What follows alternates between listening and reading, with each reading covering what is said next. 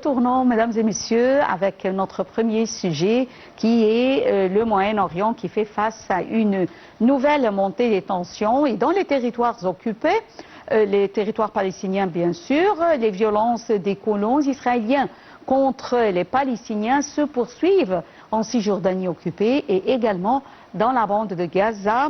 On a vu comment les frappes ne cessent pas. Alors, les violences s'intensifient dans cette région et même en Syrie, il y a de nouvelles frappes dans le sud du pays, suscitant de vives condamnations à Damas et faisant peser le risque d'un élargissement du conflit. Et l'Égypte, toujours dans ce contexte préoccupant, elle toujours intensifie ses contacts diplomatiques pour apaiser la tension. Pour plus de détails et d'informations sur ce dossier, alors j'ai le plaisir d'avoir actuellement avec moi en ligne son Excellence, Monsieur l'Ambassadeur Moataz Ahmadine, ancien représentant permanent de l'Égypte auprès des Nations Unies à New York. Bonjour, monsieur l'Ambassadeur, Votre Excellence, bonjour. Bonjour, Jihen, merci pour m'avoir appelé. Merci à vous. Merci à vous. Alors, tout d'abord, Votre Excellence, on voit comment les tensions se poursuivent dans les territoires palestiniens. Alors, commençons par les territoires occupés. Alors, comment expliquez-vous, on peut dire, l'escalade continue des violences commises par les colons israéliens vers les Palestiniens qui se trouvent en Cisjordanie? Il y a plusieurs explications, Jihen, mais apparemment, il y a deux explications qui sont très claires. La première est que et la société et le gouvernement israélien, les deux, virent vers l'extrémisme. Ça, c'est la première explication. La deuxième, bien sûr, est qu'il y a un plan persistant des autorités israéliennes pour étendre la géographie d'Israël et avaler le plus possible de terres palestiniennes. Cela est évident dans la planification de nouvelles colonies, dans l'appui que le gouvernement israélien présente aux colons qui continuent à attaquer les civils palestiniens, volent leur bétail, essayent d'incendier leurs propriétés pour les pousser à quitter la Palestine, leur territoire, et les céder aux colons et aux autorités israéliennes. Et malheureusement. Alors, on voit également la violence des colons contre la population palestinienne, toujours comme vous l'avez mentionné. Est-ce qu'il œuvre à une, on peut dire, une généralisation de cette violence contre les Palestiniens dans tous les territoires palestiniens? Mais bien sûr, c'est ce qui se passe maintenant. Il y a même des responsables israéliens qui disent qu'il faut coloniser Gaza, mais ce qu'on voit maintenant, c'est une normalisation des politiques coloniales du gouvernement israélien et bien sûr des attaques violentes journalières, quotidiennes, contre les Palestiniens. Et il faut ici rappeler que les accords d'Abraham qui étaient préparés par l'administration, le gouvernement américain sous le président Trump en 2020, avaient pour objectif principal d'arrêter cette politique de colonisation, mais bien sûr, comme toujours, ni les États-Unis ni Israël mettent en œuvre leurs obligations. Alors, comment voyez-vous le rôle de l'autorité et de l'armée israélienne envers cette colonisation? Bon, ce rôle est complètement nul en ce qui concerne d'essayer de calmer ces actes de violence. Au contraire, il y a une complicité. Il y a deux ministres très importants dans le gouvernement israélien, le ministre de l'Intérieur et le ministre des Finances, qui incitent à cette violence et qui quelquefois accompagnent les colons quand ils attaquent les villes ou les villages palestiniens.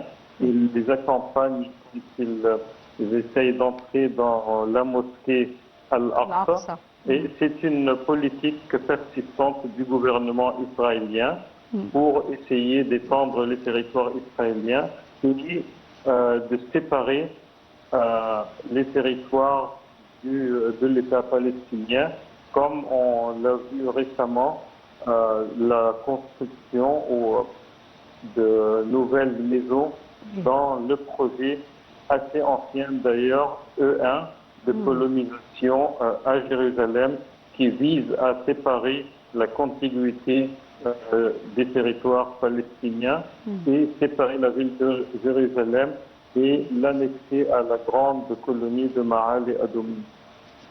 Alors, vous voyez, Votre Excellence, Monsieur l'ambassadeur Moataz Ahmadine, comment, et malgré toutes les condamnations internationales et également quelques condamnations de la part d'Israéliens, toujours Israël continue soit la colonisation, soit les frappes. Comment on peut dire, comment voyez-vous ce sujet? Parce que c'est trop, comme vous le voyez. Non, c'est assez simple. Ça, c'est une politique israélienne avec complicité des États-Unis et même une complicité pas assez ouverte, mais toujours une complicité de quelques pays européens qui fournissent à Israël les munitions et les armes qu'il utilise contre les Palestiniens. Et c'est assez simple, il n'y a pas de répercussions directes ou pratiques contre Israël. Alors, tant qu'il n'y a pas de répercussions pratiques ou directes, Israël ne cessera pas à poursuivre cette politique. Oui. Et tant que toute réaction serait limitée à des condamnations verbales, il n'y a rien qui gêne Israël pour continuer. Mais on a vu également on peut dire des sanctions des tribunaux qui sont des tribunaux internationaux. Alors, que signifie l'absence de sanctions, comme vous l'avez mentionné, sanctions concrètes, sanctions sur le terrain contre Israël? Que signifie cette absence malgré les verdicts des tribunaux? Ça signifie qu'il n'y a pas une volonté politique chez les gouvernements étrangers pour soumettre Israël à la pression qu'elle mérite. Mais aussi, il faut se rappeler que aussi les gouvernements arabes se contentent des condamnations verbales. Pourtant, ils ont les moyens de mettre une pression économique et politique, je ne suis pas militaire, contre Israël, qui pourrait l'arrêter. Mais tant que tout ce qu'on voit comme réaction se limite dans les conditions diplomatiques et verbales sans aucune mesure pratique, de la part même des pays arabes, il n'y a rien qui encourage les autres pays à fortifier leur réaction contre ces mesures israéliennes illégales. Même dans l'ONU, il y a toujours des rapports qui condamnent Israël, mais comme ni les pays arabes ni la communauté internationale prennent des mesures, il y a l'ONU incite la communauté internationale d'arrêter Israël, incite Israël à arrêter la colonisation. Oui, mais rien ne se passe bien sûr parce que, comme je disais tout à l'heure, il n'y a pas de répercussions pratiques. Passons à Gaza et laissons un peu la Cisjordanie. Alors, est-ce que vous voyez qu'avec les frappes qui se déroulent, la violence qui s'accentue dans la bande de Gaza, est-ce que vous voyez qu'on peut parler d'un cessez-le-feu actuellement?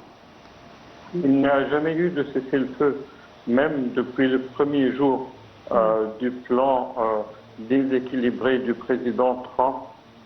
Il n'y a jamais eu de cessez-le-feu. C'est un cessez-le-feu unilatéral de la part des Palestiniens, des factions palestiniennes.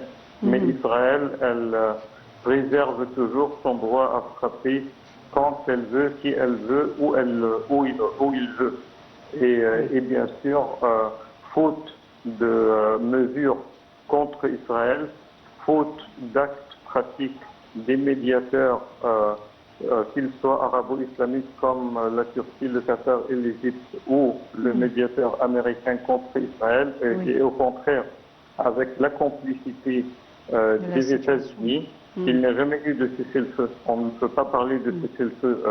On piétine les notions traditionnelles des relations internationales, les notions de guerre et de paix, de cessez-le-feu, de retrait militaire. Tout ça est piétiné non seulement à Gaza, mais comme on avait en Cisjordanie, en Syrie, au Liban, et même en Iran. Partout dans notre région, toute la région, on ne respecte pas, on essaye de redéfinir ces concepts traditionnels.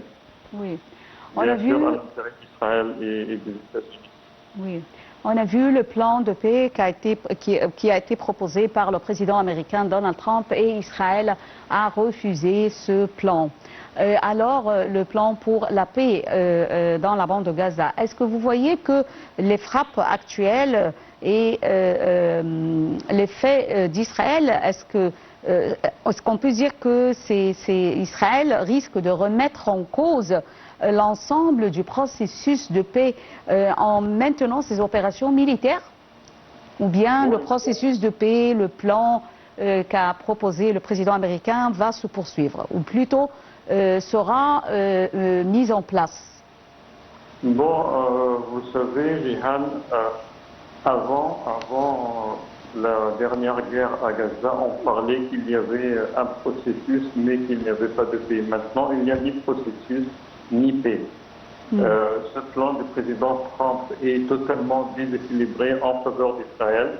Il avait pour objectif seulement la libération des otages israéliens. Après cette libération d'otages, Israël ne respecte rien. Il y a une complicité totale des États-Unis. La semaine passée, il y avait le gendre du président américain. Et c'est bien sûr très comique qu'un président américain envoie son gendre comme représentant et médiateur pour la paix. C'est vraiment inouï. Le genre de président américain avait attiré le Hamas pour une réunion qui il avait décrit par positive. Et puis quand Hamas avait réaffirmé ses obligations, le genre du président est allé voir Netanyahou, qui est comme son nom, parce que Netanyahou, quand il visitait les États-Unis, quand il finissait la visite officielle, il allait chez le père de Jared Kushner et il occupait la chambre de Jared Kushner dans leur maison à New Jersey. Alors il est allé voir son nom, où il a réaffirmé la position israélienne et a dit que Hamas avait dit avait montré la positivité, mais on ne peut pas accepter ça parce que Hamas est une organisation terroriste. C'est qu'a dit Kushner le lendemain de sa réunion, qu'il avait jugé de positif le jour d'avant, et que Hamas devait faire tout ce que Israël le voulait. Tandis que le plan ou la feuille de route préparée par le Conseil de la paix avait une prescription qui devait avoir des pas réciproques de part et d'autre pour avancer la mise en œuvre de ce plan qui est toujours, et je le répète, tout à fait déséquilibré en faveur d'Israël. Alors là, bien sûr, il n'y a ni processus ni paix, et je ne sais pas comment il y a toujours quelqu'un qui y croit. Oui, c'était vraiment un plan progressif. Alors, le désarmement du Hamas était progressif, et également le retire d'Israël de la bande de Gaza était également. Alors, c'était un plan un peu progressif. Et il devait y avoir un cessez-le-feu au début. Il n'y a pas eu de cessez-le-feu.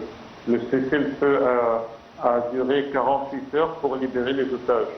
Après ça, Israël frappe quasi quotidiennement. Et ils disent qu'ils ont le droit de frapper les opératifs de Hamas. Mais le cessez-le-feu, il est normalement entre les deux parties belligérantes, et Israël et le Hamas. Il n'est pas entre Israël et la population civile à Gaza. Et comme vous l'avez vu hier, ils ont même frappé des enfants qui jouaient avec des cerfs volants qu'Israël considère comme une menace à sa sécurité. C'est vraiment absurde et ridicule, à mon avis. Oui, malheureusement. Alors, passons à la communauté internationale. Est-ce que vous voyez que la communauté internationale dispose toujours, ou plutôt est-ce qu'elle dispose aujourd'hui une sorte de pression contre Israël afin de respecter le cessez-le-feu ou même garantir le début d'un respect?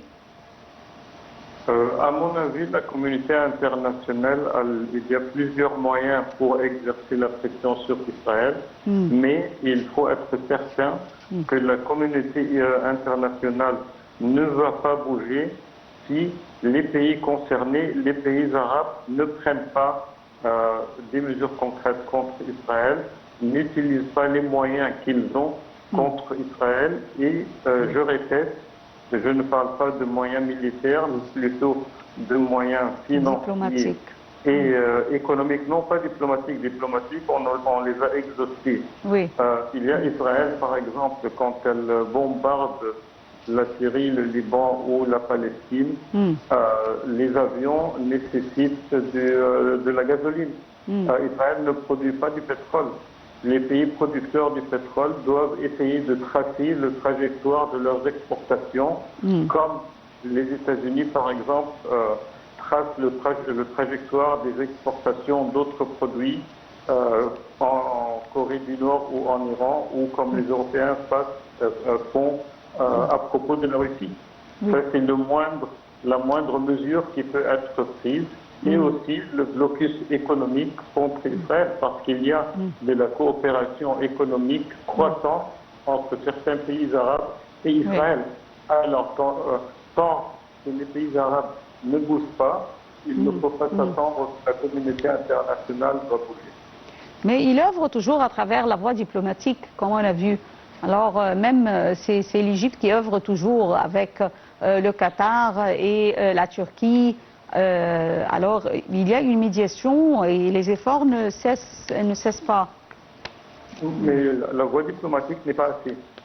La voie diplomatique est pour résoudre un conflit quand il y a des pressions qui obligent les parties à arriver à un compromis. Mais quand on se limite à la voie diplomatique et aux condamnations verbales, le résultat est celui que vous pouvez observer. Oui. Maintenant, en Palestine, au Liban, même en Iran et en Syrie. Oui. Votre Excellence, Monsieur l'ambassadeur Moataz Ahmadine, enchaînant à la situation en Syrie. Et restez avec nous, je vous en prie, pour voir ensemble un commentaire. Et puis, je vais enchaîner avec vous cette interview. Alors, la situation reste extrêmement tendue dans les territoires palestiniens occupés, alors que les violations du cessez-le-feu à Gaza et la multiplication des attaques des colons israéliens en Cisjordanie alimentent les craintes d'une nouvelle escalade régionale. Je m'excuse, Votre Excellence, Monsieur l'ambassadeur Moataz Ahmadine, pour cette interruption, mais après ce commentaire, nous allons terminer avec vous et je tiens à vous remercier infiniment. Je vous rappelle, mesdames et messieurs, j'avais en ligne son Excellence, Monsieur l'ambassadeur Moataz Ahmadine, ancien représentant de l'Égypte auprès des Nations Unies à New York.